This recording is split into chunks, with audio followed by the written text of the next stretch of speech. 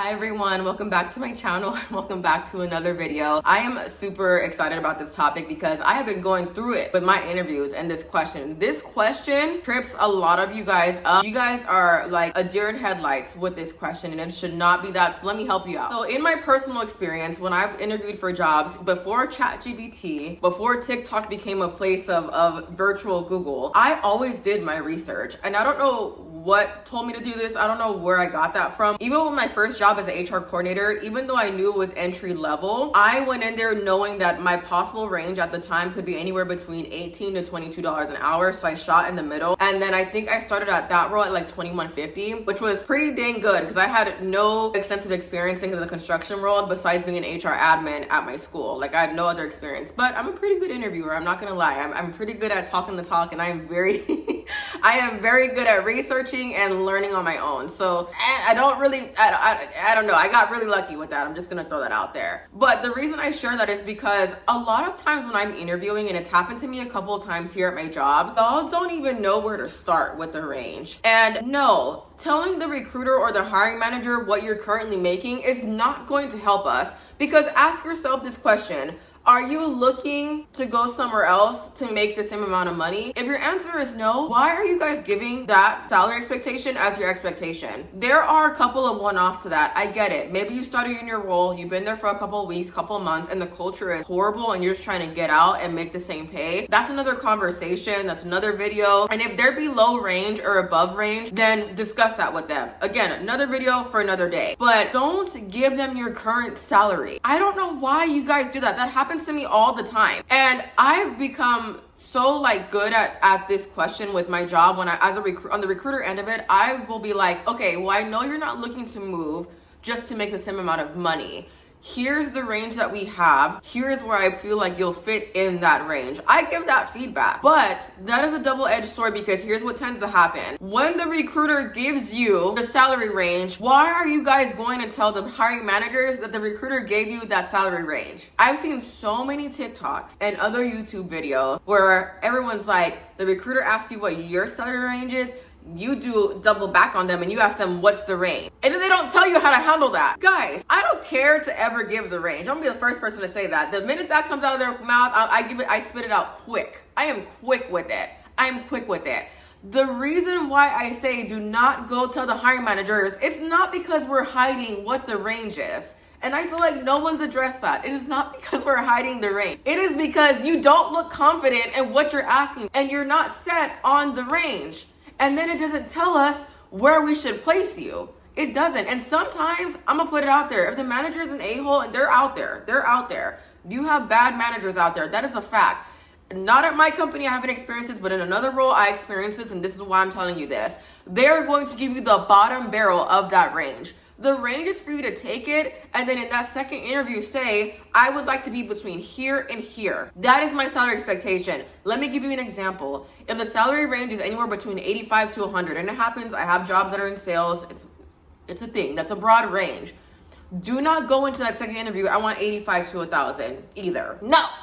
Go into that interview if you know you want to make 85, that's where you're comfortable, and then go in there and say, hey, I would like to be anywhere between 85 and 90. There might be something else deeper going on the back end. Let me preface that, in my experience, I've had managers who were like, hey, it just bothers me because I think that this role pays too little, but they're not senior leadership. They're not a VP. They're not in those conversations. So we're trying to build market compensation from you guys, from the candidates. So there's a lot of research that goes into recruiting. There's a lot that goes on that I don't feel like people really think about or notice. Sometimes if you don't know, then you don't know. Take the range, take a piece of that range and say, this is what I want out of that range. So it rubs the managers the wrong way, because the managers will come back and tell me, do they even know what they want? Like, they gave us a broad range and like they have a mix of experience.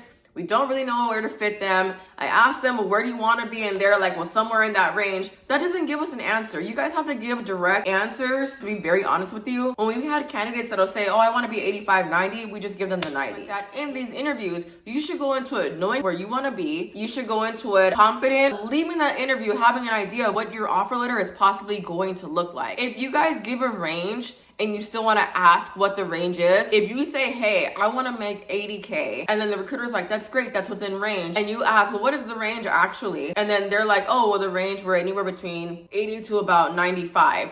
then you can say, you know what, okay, well, I think because that's the range, I think with my skill set and off of our conversation today, I can really actually push for 90. And a lot of times the recruiter is like, cool, you know, like, I don't argue that. Like, I've never argued that. I don't know. There's some interesting recruiters out there. I don't argue that. I'm like, okay, cool. But this is a good time to have that conversation. Y'all get so scared to tell these people like what you want to make. This is your life. And this is something that I tell my hiring managers all the time. I'm always telling them, just because we are interviewing them doesn't mean that we're the only ones with the choice. Candidates are always interviewing the company and you. Why? Because we are trying to find our next best fit to continue on with our career. So I always tell the hiring managers that. I remind them of that. I keep my managers so humble. I've gotten to the point now in my career where I have been a little bit more outspoken.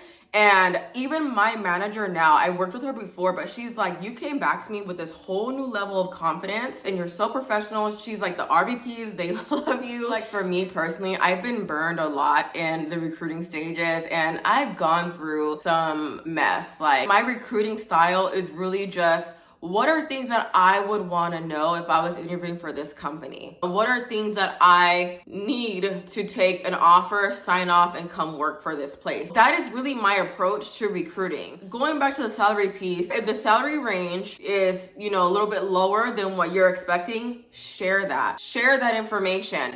If you're currently an HR generalist, for example, and you're making 95 at your company, and then you go to another company to apply and it's a senior HR generalist role, and they are maxed at 95, at that point, that is when you have the conversation of, okay, I am not looking to make a lateral move. You are currently at 95. At that point, feel free to share if you'd like. You're currently at 95 and you're looking at 100 to 105. That is your range. That is very well respected with the hiring managers and with the recruiters. And I can't tell you guys how many offer letters I've done this year where we've actually broken out of range because a branch manager, an account manager, a project manager, an estimator, someone has told us that's how they had the conversation, and it was perfect. Nothing more, nothing less. And again, this is where I said it gets a little wonky to know what to do with this conversation. I go deep diving into those conversations because we don't want to waste your time, and the hiring managers don't want to waste your time either, to be honest. And I'm very quick to let them know, hey, this is probably not going to be in range, like they're capped out at budget or whatever, and this is what they can afford for the year. And that's another thing that I feel like people don't think about either. Like, sometimes the company and that department that's hiring doesn't have it in budget. So they're like, hey, we have to try to find somebody like this. Now, as the recruiter, I will say, because I know what this is going to turn into, well, they're looking for experience. As the recruiter, it is your job as the recruiter to educate the hiring managers on what you're seeing in market, what's in range, and the type of quality of candidate they're going to get. So at that point, you're not looking at those high potential resumes. Now we're looking at, okay, skill set, and are they in the middle or below that we can bring in, succession plan going for them, and bring them in at a range that makes sense, that they want, that they're happy with, and that is fitting within budget. That is the recruiter's job, to have that conversation. It just depends on the hierarchy, but at least for me, that's how I do it. Now, another spin to it, because it happened. There have been several times we are tooth and nail, myself, the hiring manager, the hiring team,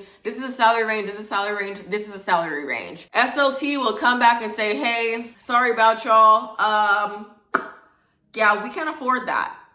This branch is actually not performing as well as we thought, or this department is not doing as well. We readjusted and we got to kind of move the range. At that point, it is the recruiter's job to go communicate that with you guys. It is. That is not your job as a candidate to try to figure out. You guys are free to do what you will with that information. So if you know, maybe, okay, I can survive on this range, but I want to be at the top dollar end of it, that's cool as long as it's in range. And then talk about, hey, after 6 months or a year, can I do or an adjustment or whatever? Like, have those conversations. Another story for another day, because that gets into negotiation, and that's a whole other video. And for whatever reason, y'all think that if you guys give a number that takes you out of the running of interviewing. That doesn't. I mean, it's very, very rare that someone's salary takes them out of the running. Now, what annoys me is when people apply to entry-level jobs that require 1 year of experience, and this just happened to me. Our payroll coordinator, prime example, I'm jumping, sorry. That role is paying $20 to $25 an hour, and I posted the range on all of our platforms. I had people apply who were specialists and controllers and all these things, and I'm like reaching out on LinkedIn like, hey, you applied to this role, but we're paying $20 to $25 an hour, and it's listed on the job description.